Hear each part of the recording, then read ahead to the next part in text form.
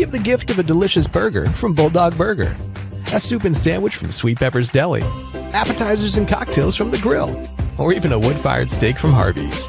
Choice is the perfect gift. An all-in-one gift card from Eat With Us. When choosing a dentist for our family, Tupelo Smiles was the answer for us. They greet us with warm smiles right when we walk in the door, and they make us feel so welcome. We love Tupelo Smiles.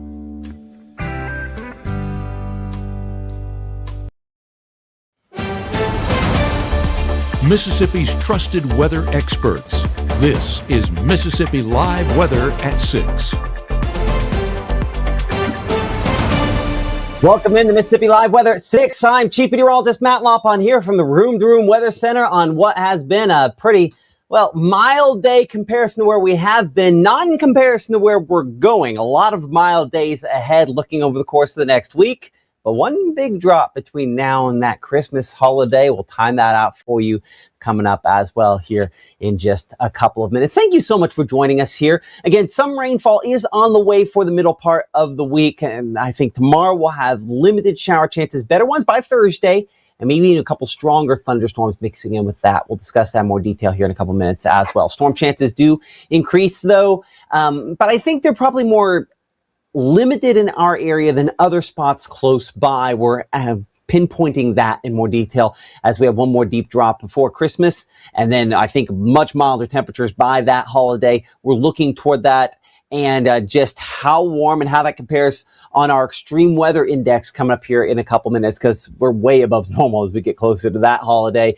So that tells you that we have an improvement from the cool temperatures that we've had. A little warmer today, still 44 at 7 p.m., much milder than last night at this time. 41 by 10, 39 by 1 o'clock in the morning, 37 by 4 a.m. And again, limited rain chances, but they do pick up a little bit more by your morning commute on your early Wednesday morning. We'll talk a little bit more with our meteorologist, Gabe Maynor, about that coming up here in a few minutes. 39 in Amory at this time. You can't tell it on this camera here, but we do have plenty of clouds. They're high and thin clouds. Only kind of indication is a little bit lighter there on the horizon, with the last little bit of glow from the high-res look at that camera there showing up at this time. Winona also, again, those thick clouds, 45 degrees current temperature there at this moment. Luckily, those winds are fairly calm in Winona, but that measure of moisture, that dew point, only 27, so drier air remains the overall headline at this time. Mississippi Live Weather Radar shows all those very, very thick clouds that we have over top of us at this point in time under, again, these cloudy skies, not a lot of precipitation falling at this moment.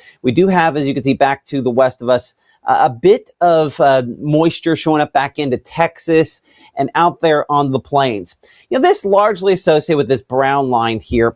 Don't always, plot these. Certainly didn't really at the TV station very often, but they're good to kind of indicate what's going on. And that is a trough of low pressure. And essentially we have this kind of wave that's shifting through over top of us. It kind of acts like a big low pressure center, the big red L out there. As you kind of see, the overall shape of it is you have the counterclockwise flow around that. Well, anyway, this system is going to bring us maybe some sprinkles, certainly the clouds that we do have, but not a lot of meaningful rainfall associated with that. It's going to take kind of the next systems behind that before we start to see more active weather. And the one we have back out there toward the Pacific Northwest will bring some storm chances later on this week once it gets a little bit closer. But I think even those are probably a little more focused up to the north of us, especially up into Tennessee, where there is a limited severe weather threat. Now, there is no threat in that regard for tonight and tomorrow, but it would be probably Thursday before, again, that slightest of slight chances gets a little bit closer. More on that in a moment. But again, Little Rock, Arkansas, some sprinkles out there for this evening in the overnight hours. This is, again, that wave. You can see that brown line, that trough, not necessarily a true low pressure center because there's no big change in the wind associated with that, no big drop in temperature, so no change of air mass. And so we just kind of have the clouds as we're bringing in more moisture from the Gulf. You can see kind of this string of moisture extending there from Lake Charles, Louisiana, all the way through Yazoo City and up here in the northern part of Mississippi and into Tennessee.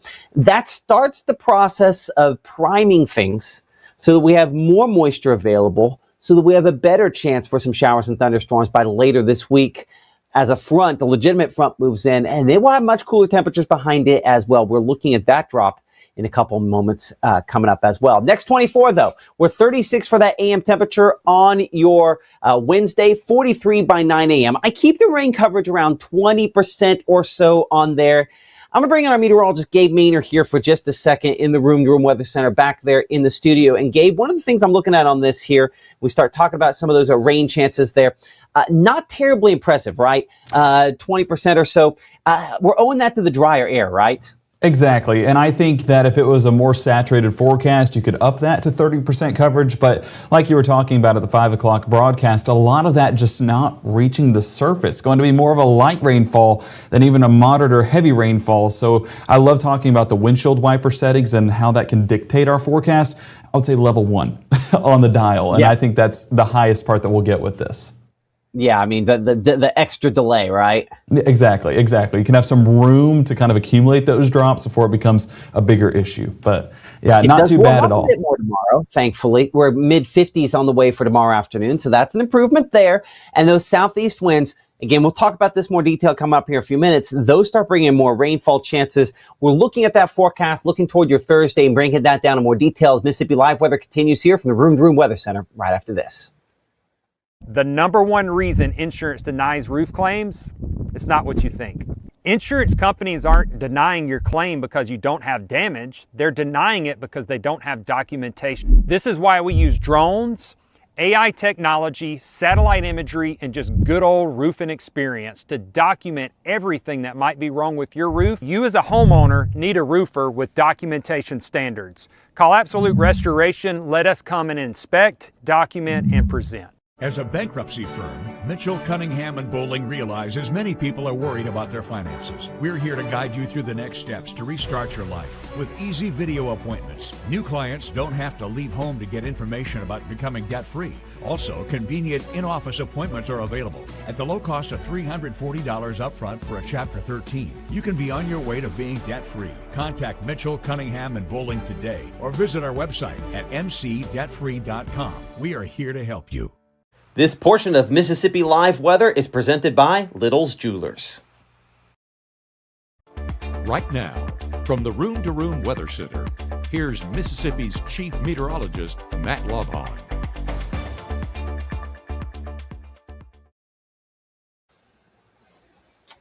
So current time is what, 6:08? You're watching Mississippi Live Weather on this beautiful evening on your Tuesday. Hey, at least it's a lot more mild, certainly making a big difference on how things feel out there. And hopefully you're looking forward to milder conditions toward the Christmas holiday, because that's what's on the way one way or another. If you're hoping for a white Christmas, this is not a forecast that's going to have information you're going to want to hear in that regard.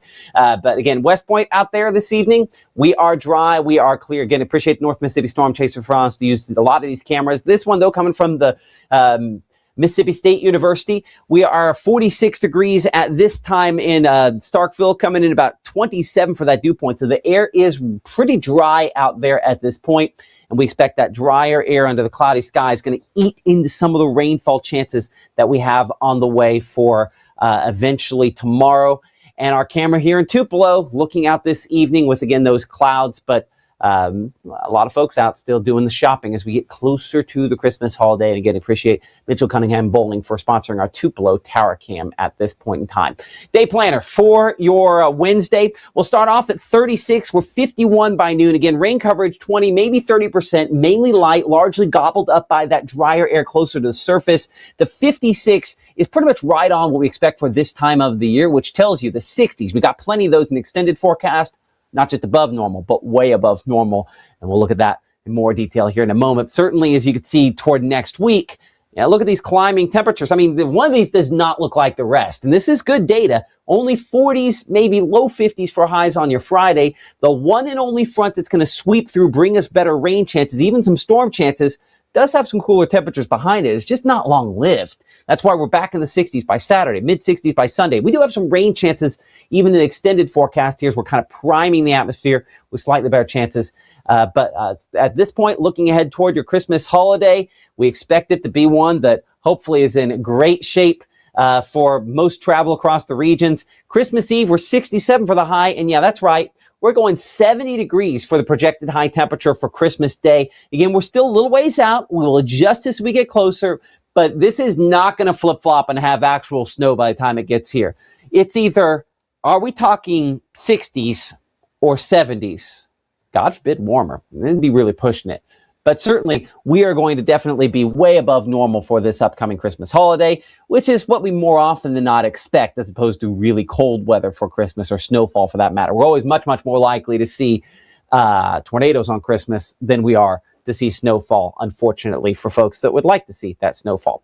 Wide shot here. Again, we kind of addressed this a minute ago, talking about it again. This trough of low pressure, kind of the first wave of moisture, some of those showers associated with that back out into Arkansas.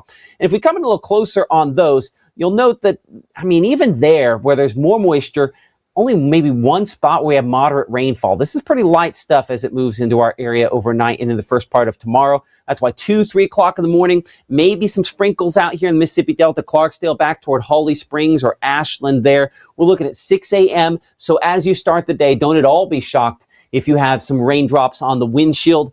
But mostly, we expect, again, this to be pretty light stuff. 36, that's our normal low temperature for this time of year, and shows you how far below we've been recently, because we're going to eventually get our way back up there, as you can see, into the upper 30s for lows. As you can see, Grenada, 41 degrees for Greenwood and Cleveland, but 37 in Houston, Tupelo, and Amory. I mean, that's pretty much right on for what we'd expect for this time of year. Putting tomorrow both low temperatures and high temperatures almost exactly in that category. Now, as far as wind chills go, after starting off cool, more manageable as we head through the day and into the afternoon to early evening. And that's one of the things going forward is you can point out the big difference here, and that's going to be early Friday morning and early Saturday morning. You can tell that Saturday is going to be a day with quite a few breezes. If you're going to start off with a wind chill in the morning and then pump those temperatures all the way in the 60s in the afternoon. So kind of big transition there, as most of the extended forecast keeping us pretty mild for this time of the year. I mean, come on, we're coming up on the equinox, coming up on the beginning of winter, less than a week away. So showers remain relatively light early Wednesday. We're looking at our HRRR model here, depicting, again, maybe an occasional rumble up into Tennessee. It's probably overstating it, but not an impossibility to get something up there. Versus, again, what are largely just, again, lighter variety showers as they work their way back toward the east. We're at noontime, we're 1, we're 2 o'clock, again, mostly clear skies into tomorrow afternoon. At the lower levels, I think this is probably more mid-level sort of cloud cover and higher level cloud cover as well, as we're still somewhat dry closer to the surface. But in general, yeah, no real precipitation showing up out there. So 60, the high temperature Greenwood, 62 for Kosciuszko, we're 60 in Eupora, 58 degrees in Houston, 56 in Tupelo. Yeah, we should be about 55. We'll be right there for New Albany, for Holly Springs and South Haven to begin the first part of tomorrow afternoon. So again, mostly cloudy skies for Wednesday in the evening and Wednesday night. There are some of the showers starting to kind of take shape back out into Arkansas.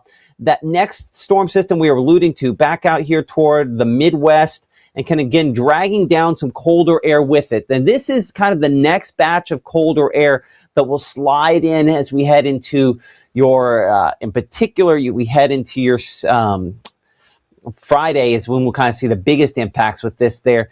But I think it's going to be the initiation point for some isolated showers and storms as we go into Thursday. Now notice we have some down south, maybe even some rumbles. Let's bring it a little closer there here for just a moment. Maybe 1 or 2 of these could be some rumbles down there south of Louisville.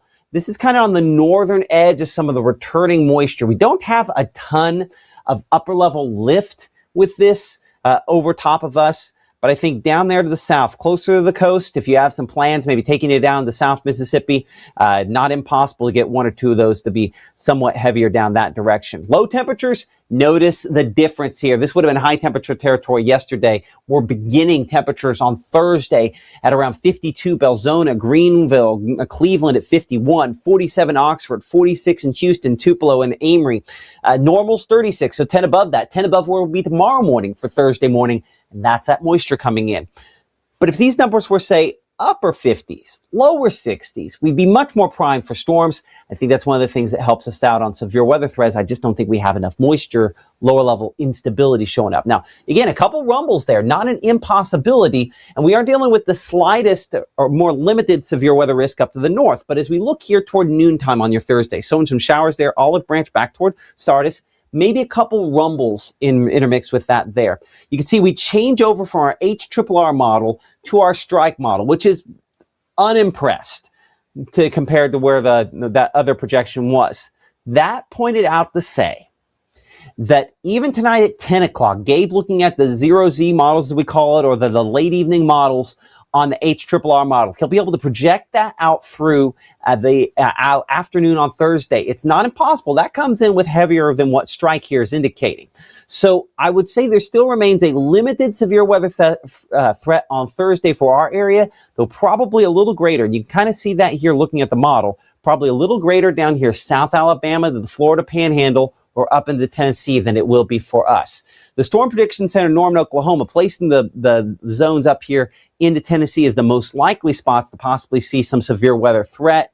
The combination of better strong winds aloft and maybe just enough moisture kind of helping those folks out. But I think I wouldn't all be shocked to see them add a threat down closer to the coast. And hopefully we're in that kind of safe place in the middle where we don't have as significant of an impact in either situation. High temperatures, now we're way above normal again for your Thursday, 55 where we should be. Record is 74. Not going to be at record-setting levels by any stretch, but 67 Belzona, 66 degrees Greenwood, 65 for Grenada, 65 also for Eupora for highs. And rainfall totals, you can see the overnight stuff tonight, couple hundredths of an inch into tomorrow.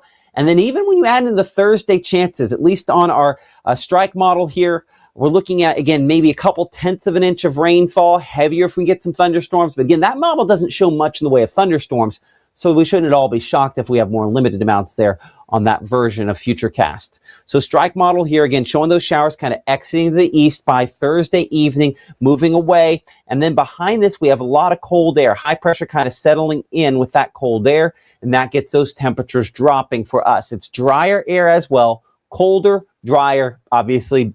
The combination just kind of doubles up and doubles down on the colder front there, but still a little bit of a breeze. So it does mean a bit of a wind chill to begin early Friday morning as well. Last day of school for a lot of kids before they're out for 2025 and won't go back until 2026. And it's going to become another cold start. Not as cold as earlier this week, not as cold as Monday morning, or even necessarily Tuesday morning, this morning.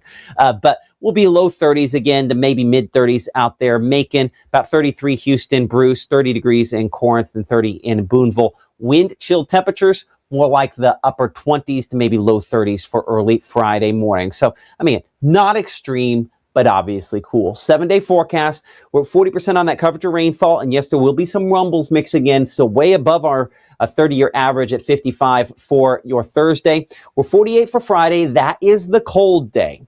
Because as you can see, looking towards Saturday and Sunday there, we expect, again, we'll be warming up a lot more and some additional rain and maybe storm chances by Sunday. I'm not impressed by most of our rain chances looking into the extended forecast, but you can see that those low temperatures continue to kind of creep up there a little higher, priming us with a little more moisture. Eventually, that could lead to some storm chances as we go into next week, one of the things that we're tracking in more detail.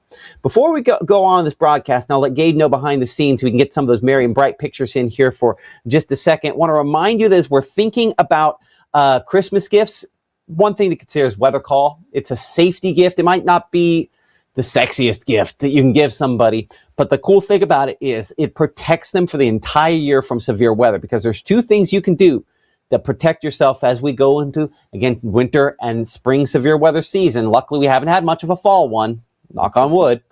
But the main things you can do to protect yourself: know when you need to take severe weather sheltering plans and put those into place. That's where weather call comes in, and know where to go and have a place to go. So one half of the equation solved by weather call.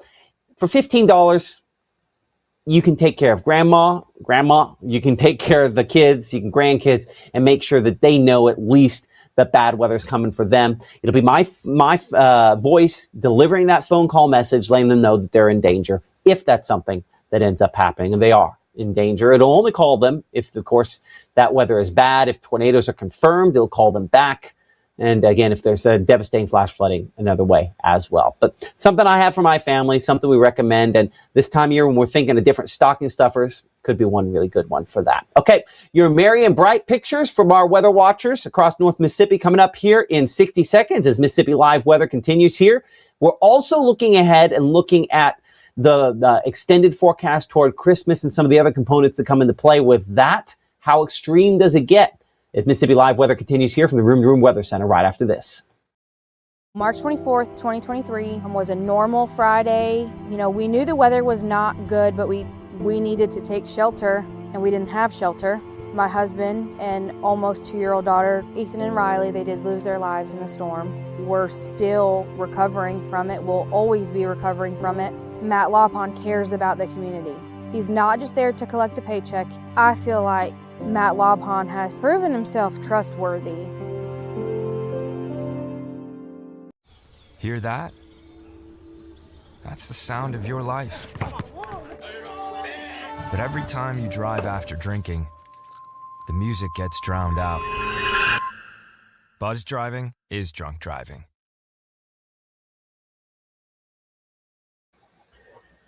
Hey, I'm just so thankful to all the folks out there who have sent in your merry and bright weather pictures over the course of this month. Great shot here of a nativity scene sent in by Millicent. Again, got all the characters there, the different livestock. One of the things, that, again, maybe this is the Bible nerd thing that, we do in our family is my daughter always, we have the nativity scene at the house and she slowly moves different pieces a little bit closer, day after day. And she says, not there yet. They're not there yet, and so our three wise men have yet to make it to the nativity scene yet. But anyway, appreciate that one there. Nice to see a beautiful and lit up, and appreciate Millicent for sending in that picture to us using the Mississippi Live weather app, as well as Facebook, where some of these have been submitted. And then as we check out the next one here, this one coming in from Rhonda over there, showing some of the great decorations out of St. Jude. Again, so thankful for all those folks that work up there at St. Jude to literally try to cure childhood cancer, and all you for supporting the St. Jude Dream Home and all those different ways in which they do fundraisers, including, our folks, doing the St. Jude run earlier on this year. Maggie was, I can't, wrap my brain around it, but she was doing the half marathon. Gabe, I'm gonna join you over there at the Chroma Key if you'd join me at this moment over there. But I mean, you are, what we're in. We're in cut season.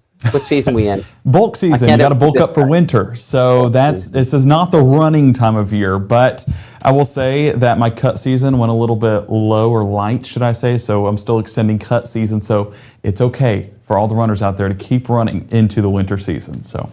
Yeah. Okay. So it's bulk season on these days. The bulk helps, for warmth, but Mother Nature doing a pretty good job of that, right? And Mother Nature bulking up herself as you take a look there with those warmer temperatures over the top of not just Mississippi, not just the Southeast, but the entire United States. And look at the time frame. You talked about it. Christmas, unfortunately, going to be paired with those warmer temperatures. I did see some folks in the chat that were saying, where do I get the white Christmas? Or I want the white Christmas. And unfortunately, we say go north, but I mean, how far north are we talking with this type of pattern? If you're wanting it to snow, now here's the thing. Above normal is obviously a relative thing, right? So you get up there to the Great Lakes and they can be, their normal temperature might be in the 20s. Above normal might be upper 20s, lower 30s, So this is likelihood of being above normal. So I would say, if you're going to the Smokies and hoping for it to snow there, that's probably kind of going to be kind of rough. But you get up there in the Rockies, yeah, I mean, they're way above normal, but there's already snow on those peaks. So, it's depending on how far north you go. And the Northeast, of course. And the Northeast, right? Yeah, looking a little bit, though, our one below average location. So there you go. See you all in Maine. Yeah. But so, as you can see here, not a lot of precipitation with that as well. But that's, I think, again, that's kind of the point on part of this. If you look out there toward Colorado, they're looking at more precipitation. So they might be, closer to the freezing point, but still cold enough to produce a decent amount of powder for those folks, doing some skiing up there. Are you a skier? Unfortunately, no. But I don't think I could. Thank God. I can't imagine you not killing yourself skiing. That's what I was going to say. See, I got on a skateboard one time. I went approximately 1 foot before the whole thing went forward, and I stayed right where I was. And you can imagine the end result. I put down the skateboard, we retired, and I think skiing would follow that same path if I were to start it. So I like looking at snow. I like sledding in the snow. But skiing, I don't know if I could be that good at. So, yeah. Well, we're not... I know, big shock. We're not adding any precipitation. That's kind of what that basically shows there in the extended forecast. So looking at beyond normal. And again, I have this kind of playing out here. So I'm going to stop it to make sure that I have that we can kind of control on which frame we're looking at here. Looking into the rest of this week, while we're mild, we don't have anything that's excessive. And looking in next week, at kind of the extreme weather there, I don't have a whole lot of spots to go with that as well. So while we're above normal, if we're talking about truly extreme heat, that would be record setting or major impacts, going to go on the much, much wider scale here. And you can see there's very few spots that have that. So yes, we are above normal, above our 30-year average, because that's what normal is. It's a 30-year average temperature, but we're not extreme in that regard. And I think that's good to showcase both of those graphics, because one of those graphics showcases above average conditions. This one more on the extreme side. So extreme being even higher than those above average conditions, unfortunately remaining below that. But that's when it comes to warm temperatures. Of course, now you're showing those above average wind gusts, or above normal, should I say. Yeah, and so, obviously you expect some of the higher elevations there, but we have some of these systems kicking through that could have some very significant wind. Now, I'll be perfectly honest. We are still learning, what extreme on this, how that plays out. But the takeaway should be, there's certainly going to be some very windy conditions back out on the plains, which are traditionally windy. And then through the next, few days here. But so we don't really get into one of those patterns where we really have that here in this part of the country. So keep that in mind, but not a lot of folks probably watching us back there in Billings, Montana, or Wyoming, I'd say. Well, I do want to note that you were mentioning the college football forecast at the 5 o'clock hour. Heading into Friday, it is going to be gusty. I was looking at some of the forecasts that the National Weather Service was having, and they were talking about gusts up to 30 miles an hour Friday night. Now, I was never a kicker, but I would hate to kick a field goal in those conditions. Speaking of a local event, way long ago here in Mississippi was the Egg Bowl down when it was in Jackson, and they called it like the hand of God. Way long ago? I think it was only a couple weeks ago, but yeah. Okay, don't talk about that one. No, but the game where the wind gust basically took the football and pushed it away from the field goal and then ended up not being good. That's the type of strength with those winds that we're talking about, and this is going to be for the Alabama Crimson Tide heading over there towards Norman, Oklahoma to take on the Oklahoma Sooners. That kickoff Friday at 7 o'clock, and take a look at those wind gusts. And these are sustained winds. So we're talking about sustained winds 20 to 25 miles an hour, gust 30 plus. And that's just going to be on the post front, what we're seeing in the area. Luckily, dry conditions will continue, and temperatures pretty consistent right around the upper 40s all game long. So at least we're keeping it dry. But I know that if you're trying to throw or kick or do anything on the football field, it's just not going to be a good environment for it. So who's the better running back? That's really the golden question as we get into this matchup. But excited to see what happens. Oklahoma, of course, winning against Alabama earlier on this year, and that was at Alabama, at Bryant-Denny. So now they're heading over to Norman. So the Crimson Tide definitely have an uphill battle, but they'll be giving those handoffs quite a bit to their run game. And I think that's the only way that that a team can pull out a win in these conditions. Absolutely. I think we'll see. This is the only one that matters. Talk about the only game that anyone actually cares about here for a second. Oh, the Ole Miss one? Yeah. Oh, well, hang on. That might have been, that's a bowl game I was working on for January 2nd. Oh, no. I pulled in the wrong one. I just looked at the ones that were dated today's date. Well, let me tell you, the Mississippi State taking on Wake Forest, that is going to be on January 2nd. So we will have that forecast. But again, our model data only goes so far, and we don't want to tell you something that we don't believe will happen. So, of course, we'll get that data for you as we head into the next few weeks. But again, we do have a matchup happening this weekend on top of the Alabama Crimson Tide, and that is the Ole Miss Rebels, the biggest matchup in Mississippi football history. Of course, the first playoff matchup here in Mississippi, and that is as the Rebels take on the Tulane Green Wave. I do want to note, second matchup this year, Ole Miss taking on Tulane. First matchup, I believe, went 42-10 in favor of the Rebels, and ticket prices then were only about $50.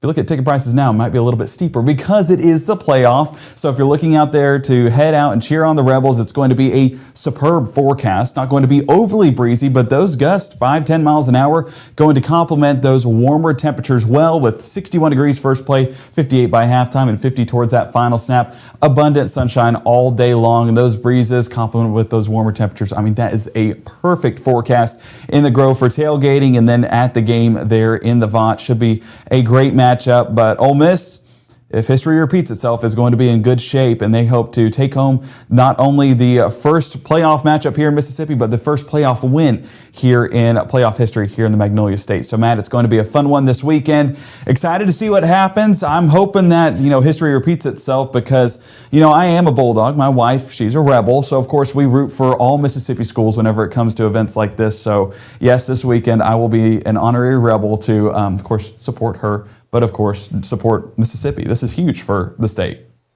So you've decided to declare as a traitor to all Mississippi State fans. Okay, I saw don't this. have a dog in this fight or a Rebel, but I just don't want to stir the pot for a second. Okay, so I've talked to a few Mississippi State fans as well, and some of my other Mississippi State fans are going to be like, I'm going to get text here in a second. But heading into this, a lot of Mississippi State fans are actually rooting for Ole Miss just because, this is great for Mississippi athletics, just the grand scheme of things in the state. And so you're getting that respect a little bit higher, and you're also upping the potential for recruits. So I'm really hoping that this translates well to the Magnolia State in general and, translates well to Mississippi State too, because Mississippi State then wanting to take over the Rebels position on the top of the state, and then we'll be able to up our recruiting as well. So I'm hopeful that this translates to everything. The state, yes. Do I think it's good for the region? Yes. Do I think it's good for Mississippi State? No.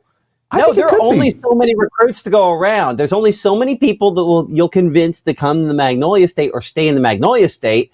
It's terrible for recruiting from Mississippi State. But let me tell you this. So, underdog mentality. 7,000 teams in the SEC, right?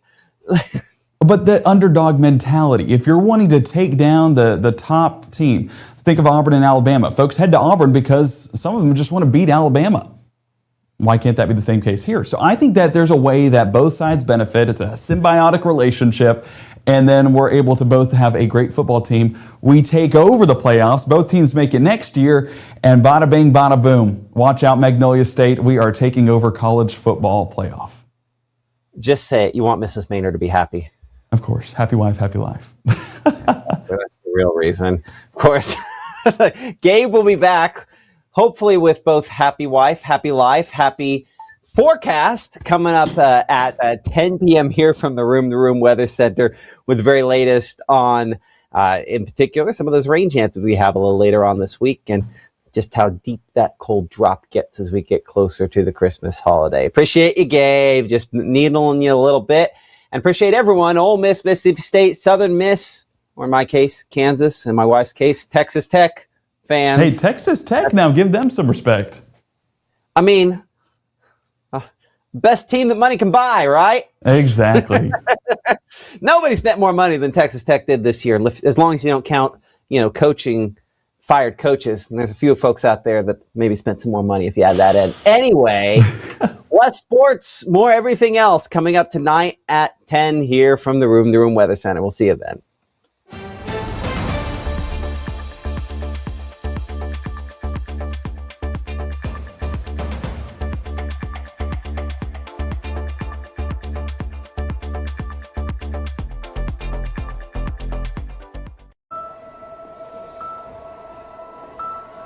Some people judge a book by its cover, and if you're not what people are looking for, you're kind of like a reject. School, it feels like everyone's staring at me, and I'm just kind of not really a person. It just feels hard today.